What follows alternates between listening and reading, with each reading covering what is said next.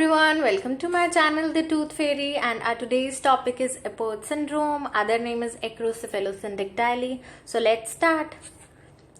Acro means peak or tower like, cephalo means head. So head is elongated.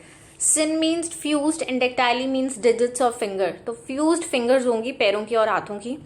Etiology cause क्या है इसका? Autosomal dominant pattern है, inheritance pattern. Autosomal dominant यानी कि autosome मतलब non sex chromosome. एक gene mother की तरफ से आएगा, एक जीन फादर की तरफ से आएगा. तो एक भी जीन अगर म्यूटेटेड होगा तो disease will be expressed in the kid. Okay, so one gene is enough to cause this syndrome. Mutation कौन सी होती है? Fibroblast growth factor receptor 2, same as Crouzon वाला. ठीक है, क्रोजन में भी FGFR2 की हो रही थी बट डिफरेंट पॉइंट म्यूटेशंस हैं. ठीक है, क्रोजन और एपर्ट आर वेरी सिमिलर. हमने पहले बताया था कि उसमें सिंडेक्टाइली एब्सेंट होती है, तो जब भी क्रोजन पढ़ना तो साथ के साथ एपर्ट भी रिवाइज कर लेना चाहिए. एंड तो ये रहा हमारा receptor, fibroblast growth factor receptor. Okay, यहाँ पे ऑब्वियसली हमारे पास फाइब्रोब्लास्ट ग्रोथ फैक्टर्स हैं, वो अटैच होंगे. बट जो ये अटैचमेंट है ये काफी टाइट बाइंडिंग होती है, तो ऑस्ट्रोजेनिक पाथवे सिग्नल्ड और प्रीमेच्योर ऑसिफिकेशन स्टार्ट हो जाती है. सिनोस्टोसिस हो जाता है, प्रीमेच्योर क्लोजर ऑफ स्यूचर्स. ठीक है, ऑब्लिटरेशन ऑफ स्यूचर हो जाएगा. इसमें ऑलरेडी ये भी चीज देखी गई कि जैसे जैसे अगर फादर की एज ज्यादा है तो केसेस ज्यादा थे एपर्ट सिंड्रोम के, तो it is also associated with increase paternal age. Clinical features में देखें अगर, head craniosynostosis, early obliteration of the sutures. ठीक है, मेनली कॉर्नल स्यूचर इन्वॉल्व होता है. कॉर्नल स्यूचर हमारा किस में आता है? फ्रंटल और पैराइटल्स के बीच में आता है. ठीक है, यहीं पे हमें टॉल हेड या टावर लाइक हेड देखने को मिलता है, तो that is called as acrocephaly, we already know. Prominent forehead है इसमें. Late closing fontanelles. अब तो हमारे पास फॉन्टनील्स क्या होती हैं? इन्फेंट के ब्रेन में देयर आर सॉफ्ट स्पॉट्स. ठीक है, ये सॉफ्ट स्पॉट्स जहां पे भी स्यूचर्स मीट कर रहे होते हैं वहां पर होता है. ठीक है, कवर्ड बाय टफ मेम्ब्रेन. ये क्या करते हैं? इनका फंक्शन क्या होता है? एक तो जब बेबी की डिलीवरी हो तो उस टाइम पे they allow the bones to flex. ठीक है, ऑल्सो जो लेटर ऑन ब्रेन एक्सपैंड करता है, तो एक्सपेंशन ऑफ ब्रेन को भी ये it allows expansion of brain. Next is इनमें बिकॉज इंक्रीज इंट्राक्रेनियल प्रेशर होता है. ठीक है, और मेंटल रिटार्डेशन भी हो सकती है. तो इसमें एक इम्पॉर्टेंट पॉइंट है फॉर नीट, तो जो ब्रेगमा है that closes by 12 to 18 months, और जो लैम्डा है that closes by 2 to 3 months. ठीक है, ये रे फॉन्टनील्स, ये हमारा ब्रेगमा वाला फॉन्टनील्स आ गया, पीछे लैम्डा होगा. तो ये सॉफ्ट स्पॉट्स होती हैं that allow brain to grow. Next is, अब ये एक चाइल्ड को एपर्ट सिंड्रोम है. अब अगर हम देखें यहाँ पे तो हमें कुछ फीचर्स काफी क्लियर हो जाते हैं, like tower like head, prominent forehead. और अगर हम देखते हैं तो यहाँ पे नेजल ब्रिज है, ये नेजल ब्रिज डिप्रेस दिख रहा है, बल्बस नोज दिख रहा है. ठीक है, and angle of mouth drooping है, slanting of lateral palpebral fissure नीचे की तरफ. अपवर्ड स्लैंटिंग किस में होती है? डाउन सिंड्रोम में.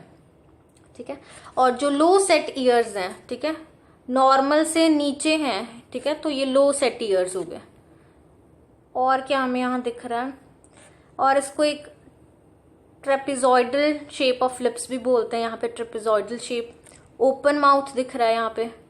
ओपन माउथ क्यों होता है? क्योंकि इनमें नेजोफैरिंक्स होता है, उसका साइज डिक्रीज हो जाता है, तो इन्फेंट माउथ ब्रीदिंग करना स्टार्ट कर देता है, तो इसी वजह से ओपन माउथ अपीयरेंस होती है. हाइपरटिलोरिज्म, तो इंटरप्यूपिलर डिस्टेंस होता है दैट इज इंक्रीज, तो ये हाइपरटिलोरिज्म भी हो गया यहाँ पे. ठीक है,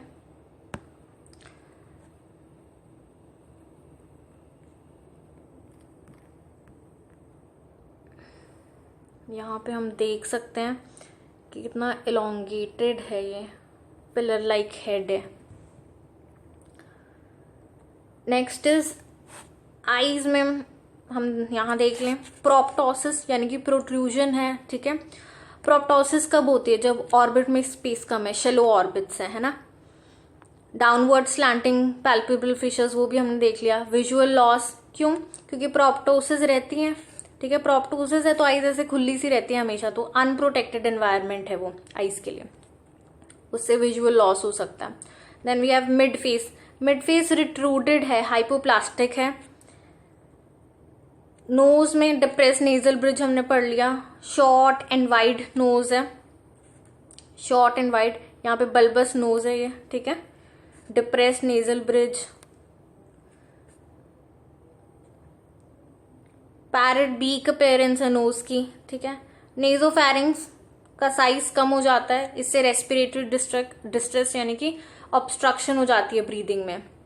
स्लीप एपनिया में डेवलप, ठीक है, एकदम सांस रुक जाता है रात को, फिर सांस आ जाएगा फिर रुक जाएगा, तो that is sleep apnoea, obstruction of breathing. Then mouth में हमने क्या दिखा हमें, एक तो हमने वहीं उस डायग्राम से हमें ओपन माउथ अपेयरेंस थी हमारी, ठीक है।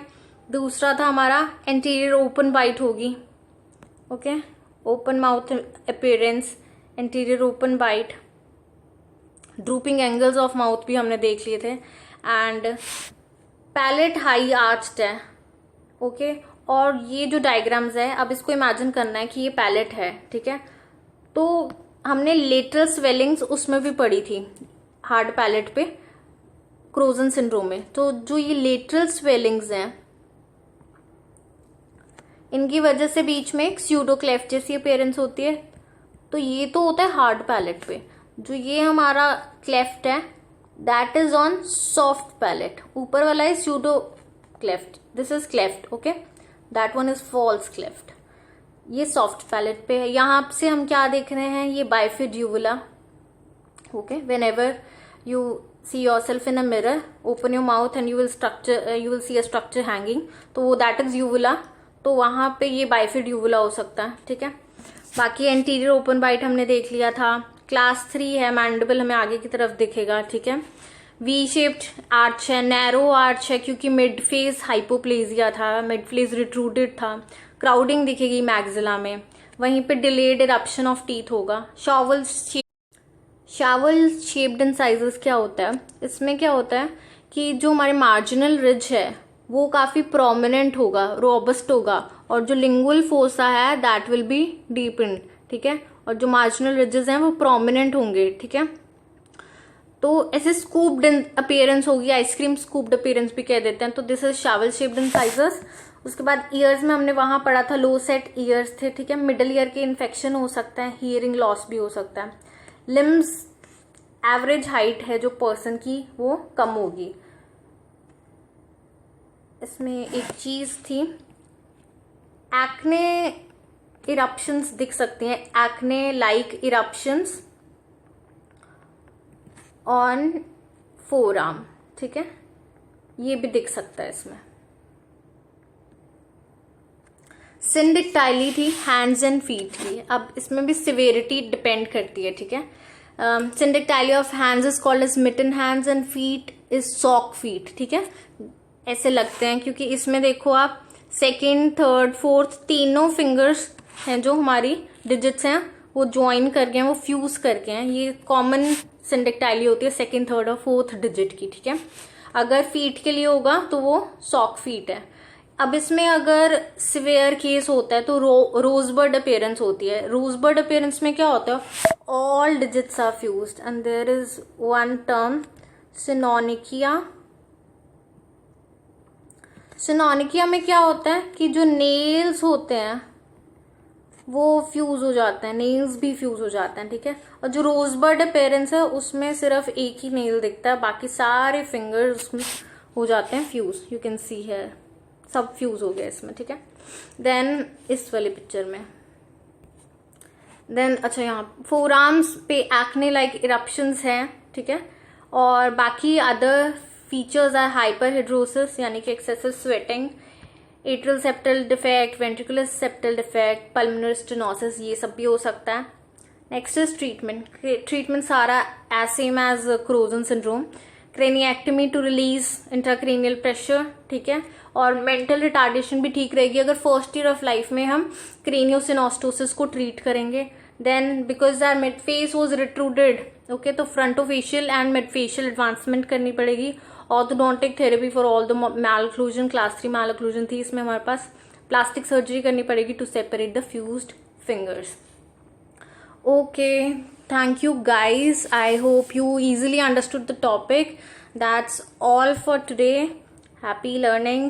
And here is I created a mnemonic. Mnemonics personally मेरे लिए हेल्पफुल नहीं रहते कभी, क्योंकि मैं एग्जाम्स में न्यूमोनिक क्यों भूल जाती हूँ, तो बट स्टिल कईयों को याद रहता है. तो हेयर इज वन न्यूमोनिक. नाम ही है पूरा, ठीक है. ए से हमारे पास एंटीरियर ओपन बाइट है, पी से प्रोप्टोसिस था, ई से एक्सोप्थैल्मस, आर से हमारा जो सिंडेक्टाइली है रोजबर्ड अपेरेंस, टी से मेन फीचर टार लाइक हेड, सिंडेक्टाइली और सिनोनिकिया, ठीक है, ये हमारा मेन फीचर आ गया. हाइपरटिलोरिज्म, नेजोफेरिंग्स की ऑब्स्ट्रक्शन थी, नेजोफेरिंग्स की कम थी विड्थ, ठीक है, तभी हम माउथ ब्रीदिंग कर रहे थे. Then D for drooping mouth angles, raised intracranial pressure, O से ओपन माउथ आ जाता है. मिड फेस हाइपोप्लेजिया था एंड ईयर इन्फेक्शन थी. तो ये निमोनिक अगर किसी को याद रहता है तो देखो. So please like, comment and share and subscribe to my channel. Thank you.